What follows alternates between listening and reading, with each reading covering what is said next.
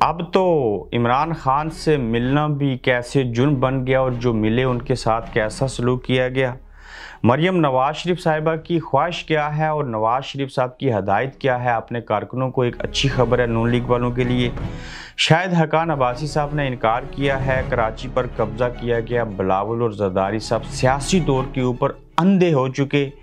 उस्मान बुज़दार को कहाँ होना चाहिए और वो कहाँ पे हैं, आज की इन 4 अहम खबरों के ऊपर आपसे बात करेंगे।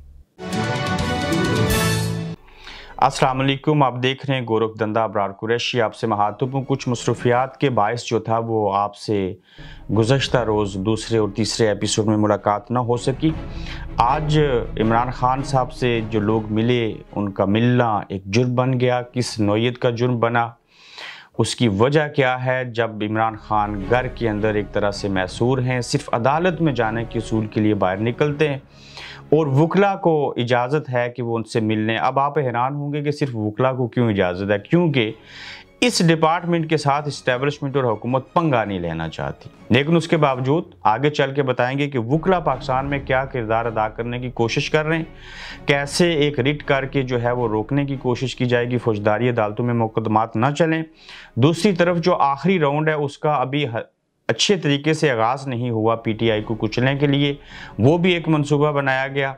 उस मंसूबे को क्या पाया तकमील तक पहुँचाया जाएगा या कि नहीं। मगर सिर्फ ज़मान पार्क के अंदर खान साहब का बैठना, अदालत के असूल के लिए बाहर जाना और वहाँ जब ज़मान पार्क में होते हैं तो जो लोग उनको आके मिलते हैं, जो लोग उनसे आके मिले, उनका मिलना जुर्म बन गया। इस चंद हफ्तों में 9 मई के वाक़यात के बाद और इमरान खान साहब जब गिरफ़्तार हुए और उनकी गिरफ़्तारी के बाद अब तक वकला के अलावा 27 अफराद जो थे वो इमरान खान साहब से ज़मान पार्क में आके मिले।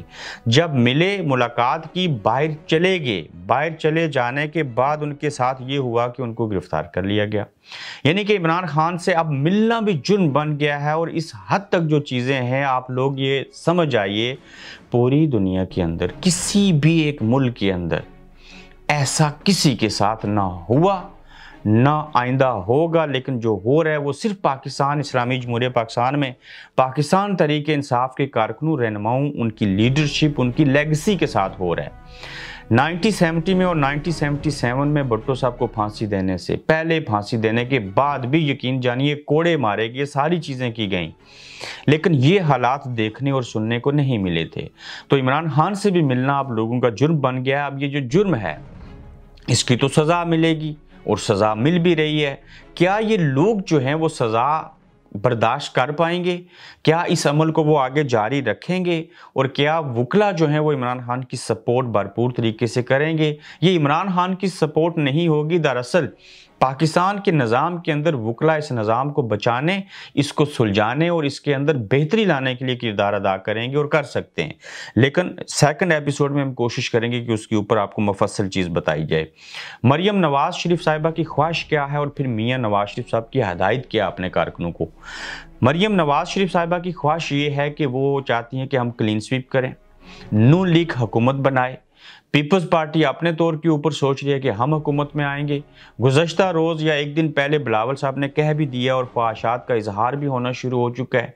कराची के अंदर जो कुछ हुआ आज के आखिरी पॉइंटर में मैं डिस्कस करूंगा, वो हालात ये बता रहे हैं कि पीपल्स पार्टी हुकूमत बनाना चाहती है, तासर दिया जा रहा है, कोशिश की जा रही है। जबकि मरियम साहिबा की ख्वाहिश ये है कि हम 2/3 अक्सरियत से जीतें, बड़ा मार्जिन लेके आएँ और उसके लिए इन्होंने ख्वाहिश का इजहार किया। और अब मियाँ साहब ने कारकुनों को हिदायत कर दिया है कि आप खुश व खुर्म रहें, मैं वापस आ रहा हूँ, जल्द आपके दरमियान होऊंगा।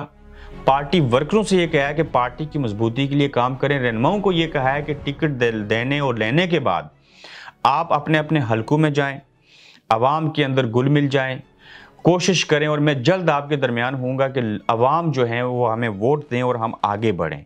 ये ख्वाहिश थी और ऊपर से मियाँ नवाज शरीफ साहब की हिदायत थी। चूँकि मियाँ नवाज शरीफ साहब जो हैं कारकुनों को इसलिए हिदायत दे रहे हैं, उन्होंने कह भी दिया कि मैं वापस आऊँगा। उसकी वजह के 62 और 63 की जो शिक्के हैं उनके अंदर कुछ तब्दीलियाँ हुई हैं, उसकी मंजूरी भी हो चुकी है।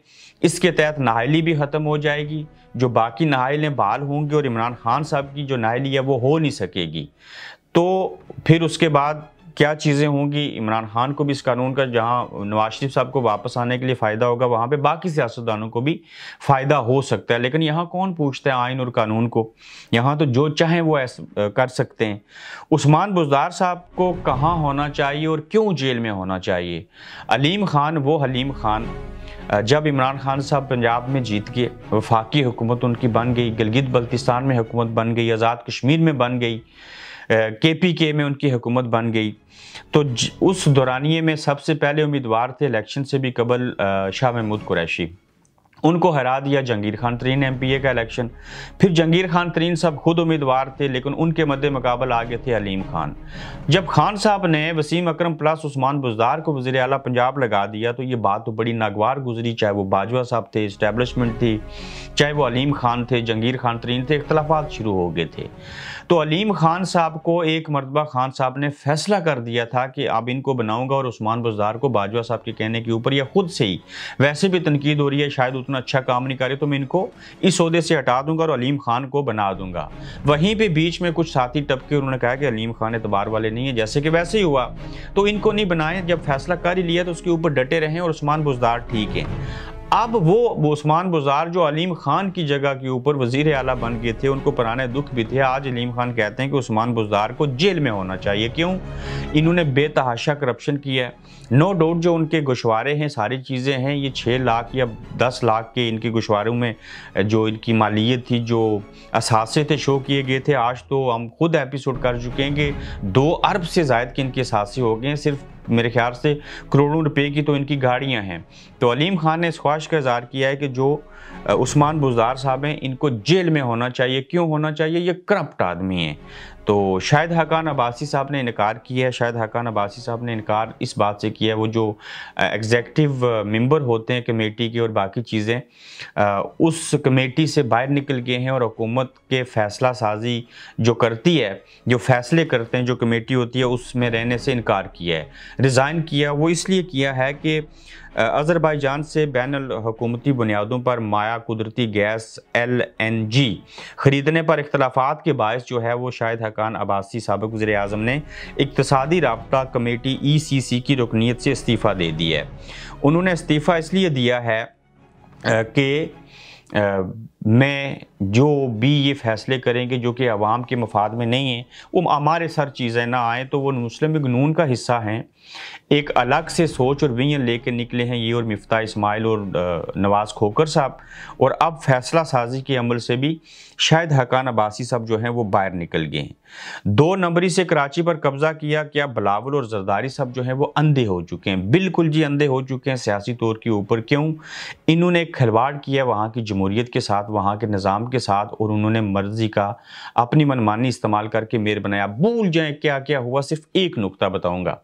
देखिए, पाकिस्तान तहरीक इंसाफ के बेशतर लोगों को आपने लूट लिया, मजबूर किया, लाचार किया, लेकिन वो जो 30 लोगों को आपने वोट डालने के लिए नहीं आने दिया, वो तो बिके नहीं ना, वो झुके भी नहीं। किसी ने पकड़वाया उनको, किसी ने पकड़ लिया उनको, किसी ने उनको वोट डालने से रोक दिया।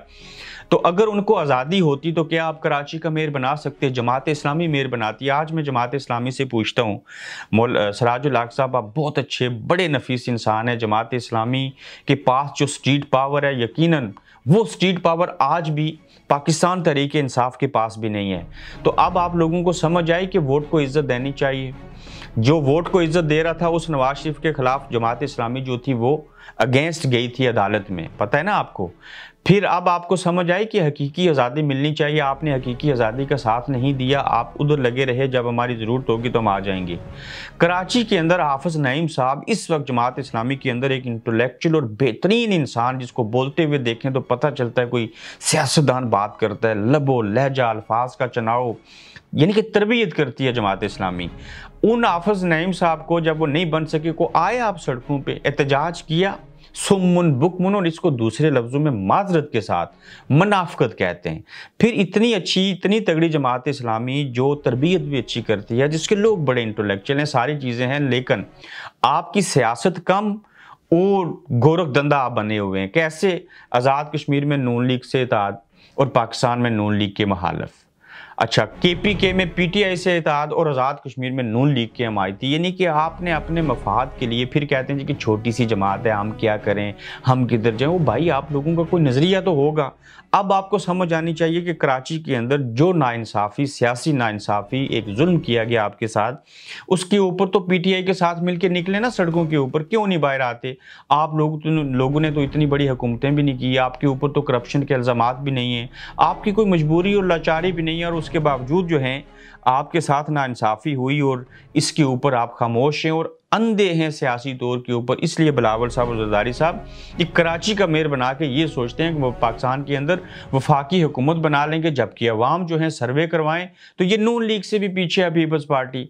ये सिंध में भी क्यों है, वो डेरा शाही और बाकी सारी चीज़ें मर गए भट्टो साहब। अब वो चीज़ें कोई नहीं रही लेगसी, बिलावल साहब के अल्फाज असर कोई नहीं करते, जरदारी साहब को लोग मानते नहीं, हालांकि वो बड़े बेहतरीन सियासतदान हैं, वो वाज़ेदार आदमी हैं, सारी चीज़ें हैं, मगर मसला क्या है, लेगसी मर गई और आप लोगों ने वो तौर तरीके छोड़ दिए। आपके होते हुए जो है वो जमहूरियत के साथ मजाक हो रहा है, तो आपके बड़ों ने तो जमहूरियत के लिए कुर्बानियाँ दी थी।